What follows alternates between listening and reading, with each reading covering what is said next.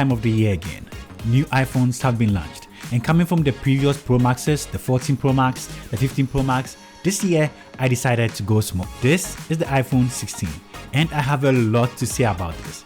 Let's get it.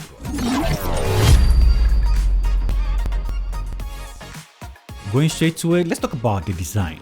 It actually reminds me of my iPhone X, but we have a huge camera design at the back. We get a Corning Gorilla Glass for the display, a glass back, and an aluminum frame. It feels very good in the hand. The back glass is not so slippery, so it makes it very easy to grip, and being able to reach the whole display with just one hand and not having to do a lot feels very good. And this year for the 16, we still get an action button, which I think is very nice. It's very nice to see that we have some of the Pro features in the regular iPhone. And Apple introduced a new button, and luckily we still get that on the regular 16. This is a new button on the right side that allows you to easily get to your camera. And we are definitely going to talk about that too. I have a lot to say about that. And for colors this year, we have the blue, the teal, pink, white, and black. I think the blue is definitely the best. Just have a look at that.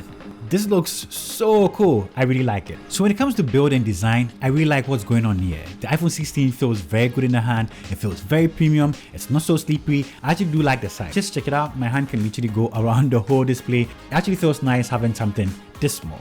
Now let's talk about the display. A 6.1 inches Super Retina OLED display. It supports HDR10 and has a peak brightness of 2000 nits. Yes, this display can actually go as bright as 2000 nits when you find yourself in direct sunlight. Colors on here are very good. It's a sharp display. You're not going to be complaining about that. Watching content on this is actually really nice too. The only part that I have a problem is that I think you might have a problem with too if you're coming from any of the Pro series is the refresh rate of this display. I can't believe Apple still did this. In 2024, Apple decided to put a 60Hz display on here. Like I said, I've used the 14 Pro Max and the 15 Pro Max. This feels like an iPhone that you've used for like 10 years. Trust me, the 60Hz is definitely something you're going to realize. It's going to bother you. Like, it actually bothers me that much. I've been using it for over a week now, and I still haven't gotten used to it due to the fact that maybe I still use my 15 Pro Max as my main device.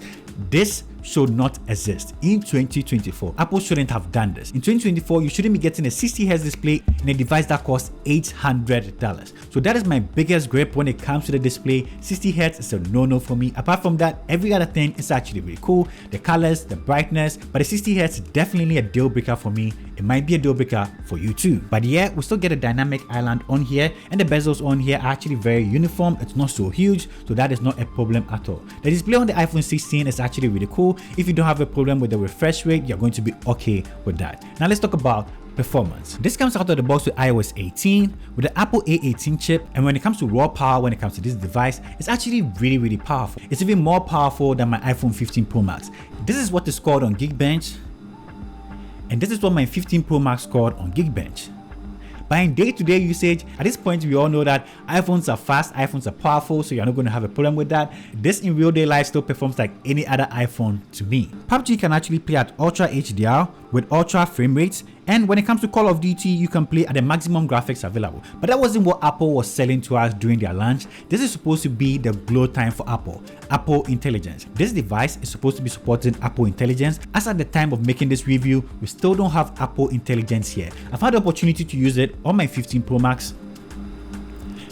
The new Siri animation, Apple Intelligence, writing tools, cleaning tools when it comes to the Photos application, and most of the iOS 18 features I've actually experienced it on here, and I can't wait to have it here. But if you want to buy this right now for the new Apple Intelligence, you might probably want to wait for a couple more weeks. Right now it doesn't come out of the box, so you should definitely know that if you're deciding to pick it right now. Kind of like first time in history I've seen Apple advertise something during the launch and you go buy the device and you don't get it. I hope a lot of people are not going to have a problem with that.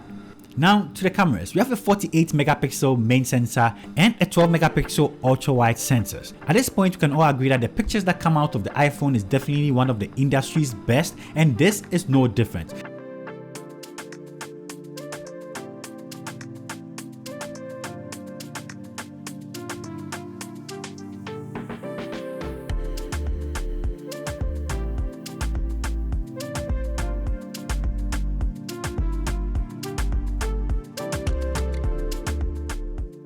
The new camera control button here is what Apple was advertising this year around. This will easily let you get into your camera even on the lock screen, and this also allows you to change some of the camera settings when you're using it, probably long press it to even take videos and the likes. This is supposed to make using the iPhone faster, but in all honesty, you can even do it faster on the screen. I don't know why Apple added this, or they just needed to add this to sell a new iPhone, but this should definitely not be the selling feature of the new iPhone.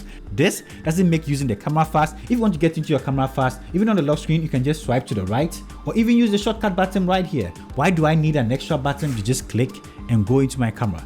Apple didn't try for this year's iPhone, but it takes amazing pictures, it takes amazing videos, and if you're buying it for the camera capabilities, you're not going to be disappointed. Battery life on here has been really cool. I don't know if it's because it's a 60 Hz display. I haven't had any complaints when it comes to the battery life for this past 2 weeks of using this device, so you wouldn't be worried about that. The video mode though has this new feature that is going to help you get better audio when using your device. So all in all, what do I think about the new iPhone 16s? For $800, this is not something I recommend. For $800, you shouldn't be having a 60 Hz display. For $800, oh my god, this shouldn't exist.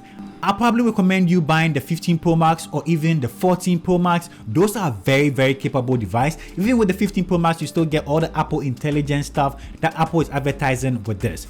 Maybe you like a smaller display or a smaller form factor, and this might be your iPhone. Performance is good, camera is good, display is okay, but like I said, that 60 Hz is definitely something that's going to bother you if you're coming from a 120 Hz display. So that is what I think about the new iPhone 16s. Let me know what you think about it in the comment section down below, and as usual, stick around for more amazing videos like this, and I'll see you in my next upload.